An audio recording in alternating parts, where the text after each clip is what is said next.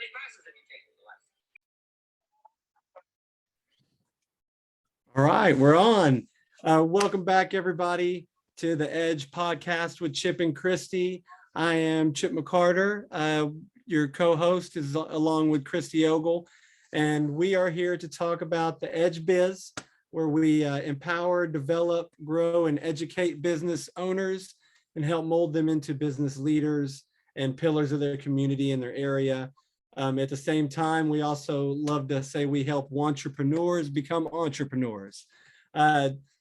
Every week, we like to come on here and talk about something about business, something to help you as an entrepreneur or as somebody who wants to become an entrepreneur, have the knowledge you need to grow and succeed, and also avoid the stupid tax, as Christy likes to call it, that we all make, the common mistakes that business owners make because they weren't connected to people that have done it before, that have been through it. This week, we are going to be talking about contextual content marketing, knowing what to say, how to word a post, how to make a post with the picture basically relate to the area and the niche that you're in. Super important. I mean, keywords are one of the biggest, keyword phrases are one of the biggest things in search engine optimization and ranking your websites on Google, but there's so much more to contextual content marketing. Christy, what's the first thing that pops in your head when somebody asks you about contextual content marketing? Well, first of all, nobody's ever asked me about contextual content marketing. I've told them about it. Yeah. Because a lot of people think that they put out like one thing on Google or Facebook or one area from 3 years ago and it should be driving business, right? But content marketing is creating content, blog posts, videos, memes, podcasts, lives to build your brand awareness. But contextual content marketing takes it a step further and it builds your brand awareness with your local market that you're distributing to, because most small businesses only deal within the area that they're in, their geographic location. They don't go worldwide, right? So how, as a small business owner, can I make the time to create contextual content marketing? Because I'm a firm believer that when you send out your marketing, it's like sending out your sex life. It's no fun. So I believe as a small business owner, you have to understand your customers and the problem they're solving, or the problem you're solving within the market, instead of just handing it over to a marketer that doesn't know your business and they don't study your customers like you would know. Yeah, for sure. And knowing your target market is huge in this, but also knowing your area. For instance, we're in Waco, Texas. I'm located in Waco, Texas. So, putting a picture of Baylor's football stadium up on one of my posts that about, servicing this area, that puts into context, people will see that and be like, okay, well, that's my city. I love Baylor, whatever it is in your city, in your area that stands out to the people that live in it, things that make people proud to live in that area. Definitely find ways to mention it in the actual content that you're typing, get pictures, connect to your community. Connecting to your community is that's contextual content. That is showing people where you service. That's part of it. And then another thing though is knowing the pain points of your clients and customers and figuring out what works. A big thing with contextual content is it's just repetition and constant adapting, figuring out what words are working, what words aren't working, but it's taking action on a constant, like weekly basis, because content changes so much. It does. It does. I mean, we were having this discussion 5 minutes ago before we came onto the podcast, right? Yeah. Like talking about how can we put into words the pain point that our clients are having to take their decades and put them into days, right? Mhm. So when you're building this CC marketing, we'll call it that, contextual content marketing, like how can you relate to the customer better? How can you solve their pains and then talk about it on YouTube, on Facebook, on TikTok, on Instagram, on Google? How, because whatever you have, you can put in different places, right? And reach different customers. But you want to talk about how they see the content and how they react to the content. So it might be putting up 10 different posts and seeing which one really works and then using it over and over and over again. And also using it on your website and through SEOs, right? Mhm. It's all encompassing, but it's simple to do once you have that main piece kind of figured out. What's the problem your customer's having? And Mhm. how do you solve it? How do you get them away from that pain and suffering with your product or service, right? And then marketing it over and over and over and over and over again. You're going to get sick of it Yeah. because you're going to see it over and over and over again. But your customers have to see what it is you're solving 16 to 20 times in 2021 for them to go, oh, I want to use that service for the first time.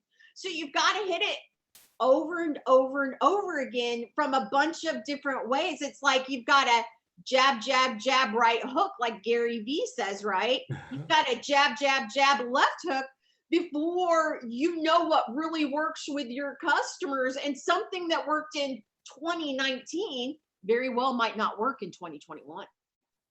For sure, because the wording changes, people, the way people speak about it and search for it changes. I know personally when I'm on Facebook scrolling down the new age billboards, looking at all these sponsored posts, I usually the ones that actually catch me are the ones that have the pain point right at the top.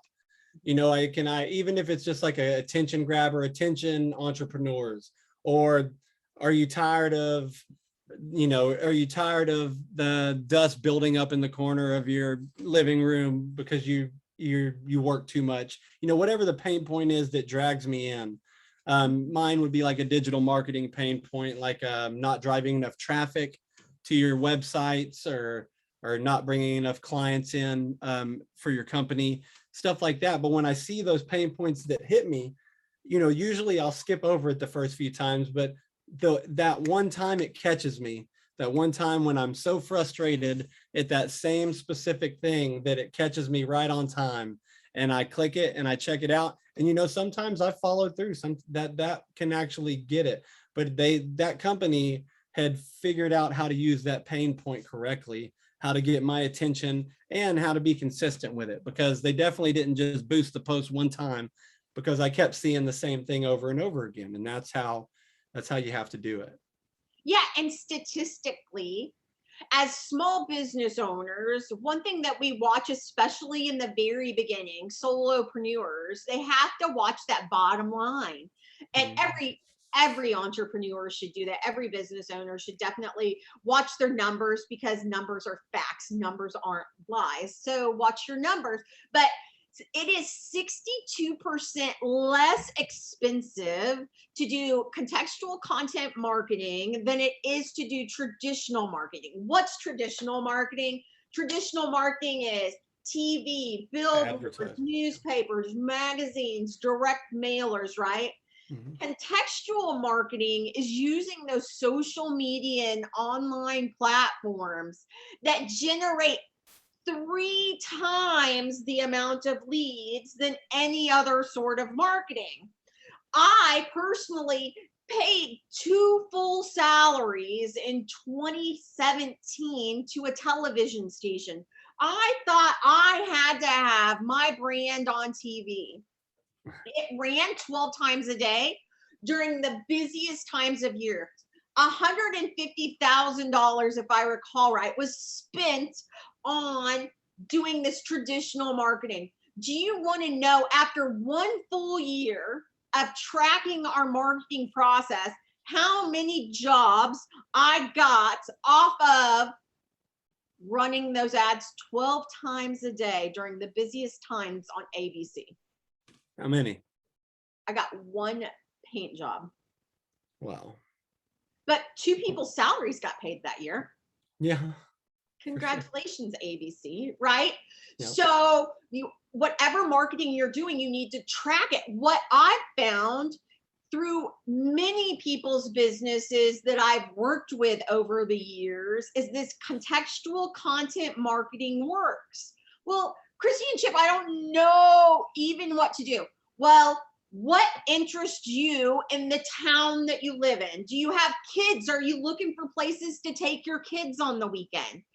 Take pictures, not of your kids, but of the area that you're at that is local, and share it. And then also share it with the people on their Facebook pages so that possibly they share that stuff on their social media post or on their websites, which Chip told me earlier helps drive your SEOs. Yeah, definitely. Yeah, you definitely, if you can get a picture, we got to put it on the website first and then pull it off, but you can rank pictures, as well, to page 1 of Google. And everybody knows page 1 of Google is where the money is consistently flowing, and the phone's consistently ringing too. That's where the leads come in, exclusive leads. Contextual content marketing is the future of marketing, and the conversion rate, like business owners, if you're not listening, number one, I said it saves money. It might take a little bit more time, but you save 62% in marketing costs. You get 3 times as many leads. That means your phone rings and you book more jobs or you sell more product, 3 times that. And also the conversion rate for the clients that are involved in the content marketing of that business are 6 times higher than those that don't use content marketing. What that says to me as a business owner is, what the hell am I doing? I need to do marketing in my business that drives sales, because every one of us is in business to make money. That's what it's about. So that tells me I need to listen to this marketing. It's not a trend. It's here to stay. Facebook is here to stay. TikTok is here to stay. Trump didn't ban it, right? So there is a way to market inexpensively. You don't have to use traditional media, and traditional media doesn't work anymore. It doesn't work. Yeah, and if done correctly, contextual content will answer most of the people's questions before they call you. So when they're calling you, they know what they're calling about. If done correctly, you can manipulate how the actual conversation with the lead goes when they call you, by wording things, by asking the right questions in the post. When they call you, they know exactly what they're calling for because you laid it out that way. You showed where you service, you showed your area, you speak specifically on what you do and how you do it. And what you're doing is you are answering the questions before they're even asked. So when they call you, you're getting not only an exclusive lead that knows what they want, but somebody that knows what they're going to ask for, instead of asking you to run down a list of everything you do and stuff like that. So it really does. It changes even your sales game. It changes your sales game, your prospecting, all the way around the board. Yeah, get involved in your local community and then just shout it out, right? You could use TikTok, which is the fastest growing platform. Now, keep in mind who you're marketing to on TikTok. If you're marketing towards the elderly, it's not on TikTok, even though there is a lot of elderly on there nowadays. 41% of TikTok users are between the ages of 14 and 22. So if that's your target market, if that is where you're going for teens, right? So if you're talking about braces, if you're talking about makeup tutorials, if you're talking about hair or learning something, Clothing, yeah. TikTok. And in less than 18 months, the TikTok users grew in 2020 5.5 times it kind of aged. So that there's 5.5 more times more adults on TikTok. Sorry, kids. We always take over the fun stuff, right? Kind of like Facebook. So We want to have fun too. that is one that is growing right now for contextual content marketing. And you can see it over and over and over again from the women that are, selling makeup or ways to lose weight, or for the man who's trying to sell some things for pets. Like, so many people are doing it right. It's kind of like that guy about 6 or 8 months ago that he was riding a skateboard and he drinks this 2-liter of cranberry juice from Ocean Spray, right? Average 14 to 22-year-old probably does not drink Ocean Spray cranberry juice straight out of a bottle on a skateboard, right? Yeah. But this thing goes viral. So people fall in love with this guy, tattooed up. He's been to prison, but like, he changed his life. He lives in a travel trailer that's fallen apart with his 15-year-old daughter, but Ocean Spray gets a hold of it. And then there was a song from like Freeman Mac or something. I can't remember the name of it. It's been too long, but it was this song that we've all heard, right? And the drummer, Fleetwood Mac. Oh, Fleetwood, yeah. The drummer, he duets it. Goes viral, crazy. It's all over TV. It's all over the internet. It's all over Facebook. It's all over Instagram. It's all over TikTok. This guy lands a contract with Ocean Spray. He gets a $500,000 house. He gets a cranberry SUV. And now he's a spokesperson for Ocean Spray because of this contextual content marketing. Just the craziest thing, when you watch this video, it's him listening to this Fleetwood Mac song, enjoying his freaking day, drinking, the 2-liter of nasty cranberry juice. Yeah. That can't be good, but that's how he's living his best life, and it goes viral. And all over this town, people are now having this guy show up on a skateboard with cranberry juice. And he's also got stuff all online. He's been on the Today Show. It's just crazy. Yeah. And that's the power. If you put enough content out there, your people will start paying attention. For sure. It works. It works. It does. It does. I mean, it's worked for me. It works. And you have to, but it's like Christy said, you have to be consistent with it. It is definitely going to feel like you're being redundant and repetitive, and you just got to kind of barrel through that and know that the results are worth it. So it's worth being repetitive. It's worth being redundant. It's worth getting that word out there, because ultimately you're achieving your goal by doing so. And when you're talking about contextual content marketing, Google doesn't usually come to mind, right? Most people think, Facebook or LinkedIn or, whatever, but Google is very important. A lot of people forget about their Google pages. And this is one thing that Chip really talks about all the time, is Google is where it's at. So Google is like the phone book and Facebook is like the billboard of 2021. If they're specifically going, my baby has a diaper rash on his butt, they're going to Google diaper rash butt, or they're going to put diaper rash heel, right? They're going to go in there and they're healing a diaper rash at home naturally. They're going to go in and they're going to Google it. It's not going to be the kind of thing where they're scrolling through Facebook, they see a baby's butt with a diaper rash on it. I don't even know if you can put that on Facebook, but you could, and they're going to be like, oh, maybe I need diaper rash cream. You would need to have that contextual marketing on your Google page. Yeah, and on your website. Right? Yeah. Those keyword phrases are so important, and you can do it. Chip's been harping at me for 6 months to start doing a blog, right? And these blogs have keyword phrases. One person that comes to mind that she took a blog and she turned it into an Empire's, your favorite people in Waco, Chip. Oh, the Gaines. Joanna Gaines, right? He's going to take his name back. Yeah, taking my name back for sure. So they did it right, and they've built an empire on this contextual marketing. She would just blog about being a mom and decorating. Yeah. And women loved it, and it turned into an empire. Did they do it and it happened overnight? Hell no. The Gaines have been in business in Waco, Texas, 10, 15, 20 years. I don't even know.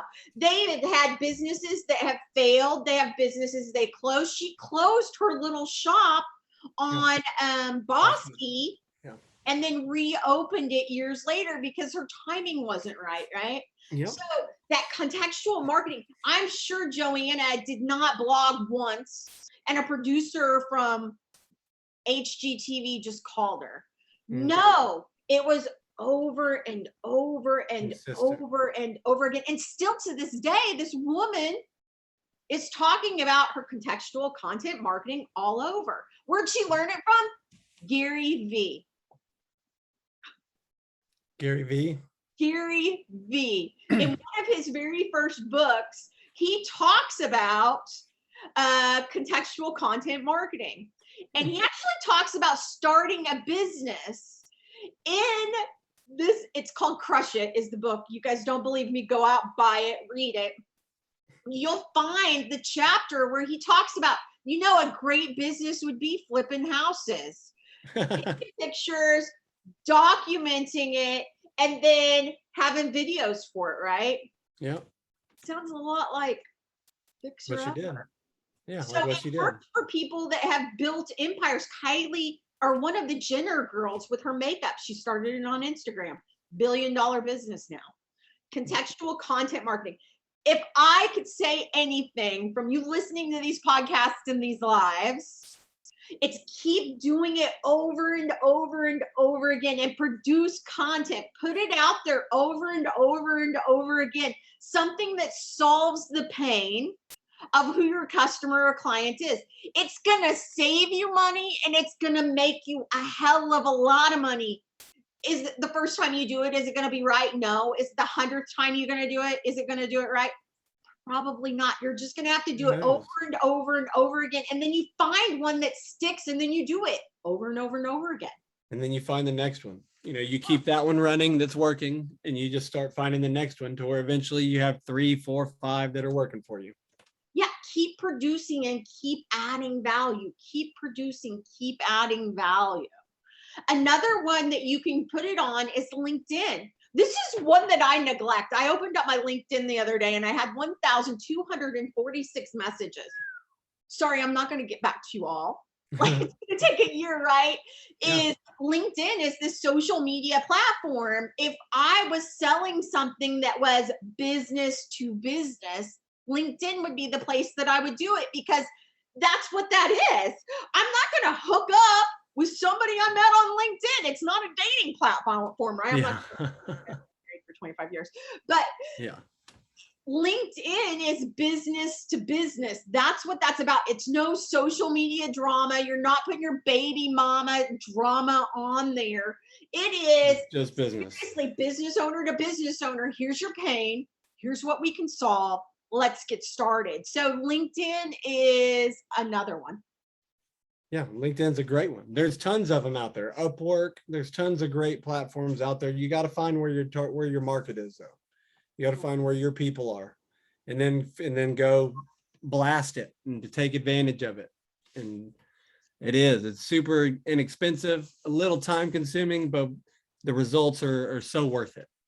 Yeah. Another thing to remember when you're doing this contextual content marketing. So I have somebody I know that's on YouTube. He's the #1 YouTuber in his platform in the world. He has a business in the Metroplex, and he produces less than $1 million in business, but he has 80,000 people that view his videos every single day or more. And so I started watching his videos because I want to build a YouTube channel where people go and then they come and we solve their pain. Chip and I have talked about this many times, but I want them to be able to go there and watching the video to be able to solve their pain. But here's the thing that you've also got to add in when you've got this contextual content marketing. You need to have a call to action. This guy's doing less than $1 million, been in business for over 30 years. It's because he's putting out these things of value, but he has no call to action. He doesn't say, call me at, go to, come visit us. We want to help you have a better life, right? He's just saying, okay, do this and you'll fix it. That's great, but the majority of people don't fix it themselves. They want to just hire somebody to do it. There's like 3 different levels of business. One's, show you how to do it, tell them how to do it, and then done for you packages, right? Yeah. So most people want the done for you package. They don't even want to mess with it, right? Yeah. So you have to have that call to action in there with the contextual content marketing. Boy, that's a mouthful. Context, yeah. CCM, right? On your YouTube channel, on your videos, on your TikTok. You want to have a call to action. And if you want to gather their information, you need to have something there that you can gather their name, their phone number, their email. Every email address is worth $1. Now, one thing about YouTube, 85% of all internet users watch YouTube content monthly. And 54% of clients want to see more video content from their favorite brands. Yeah, for sure. 87% of the best marketers in the world use video campaigns. And YouTube is super simple to do this. So you can put your contextual content marketing on YouTube. YouTube is owned by the #1 search engine in the world that produced the #2 search engine in the world, which is YouTube. Yeah. And then YouTube. Google and YouTube, for sure. And you need to, and that's the thing, when you use one, use the other. If you have a Google and don't have a YouTube page, go ahead and get it. There's no, it doesn't cost you anything to have a YouTube page and throw up a couple videos and pictures. It's nothing to it. Christy, is there anything else on contextual content marketing on CCM that you wanted to touch on this week? I could talk on this for hours, but we've spent a lot of time on it. I just want to mention a couple of others that they can go to do contextual content marketing. Pinterest. Remember, 70% of the users are women. So if you've got something that's home, for lack of better words, home economics driven, Pinterest might be for you. There's also Facebook. There's, all those other social media platforms where you can really utilize. There's so many more. There's tons. There's new ones coming out all the time. There's even directories that you should use. Each niche has its own lead generation platforms all over, and there's super cheap and free directories that are good too. You just need to get out there and look, get out there and find them, take action, get on Google, get on all the social media, find where your target market is and start going after them. That should be your action step for this week. Is once you know your exact target market, find out what platforms they're on and then start going after them using contextual content marketing. Find out who your people are. So you get that awareness, right? And then you go to interest, them getting interested in what your content is, the value that you're adding. Then they're going to make the decision whether to do business with you or not. And then they're going to take action. Remember to have that action step in your contextual content marketing. Don't always be selling, always be adding value, but always direct them back to where you were at. For sure. And purchase from you. Yep. Add value, but don't be afraid to let them know where you're at, what you do, and to come use you if they're not going to do it themselves. Exactly. All right, guys. Well, that's it for this week with the Edge Podcast and Chip and Christy. Christy, thanks again. And stay safe, guys. We love you. We'll see y'all next week.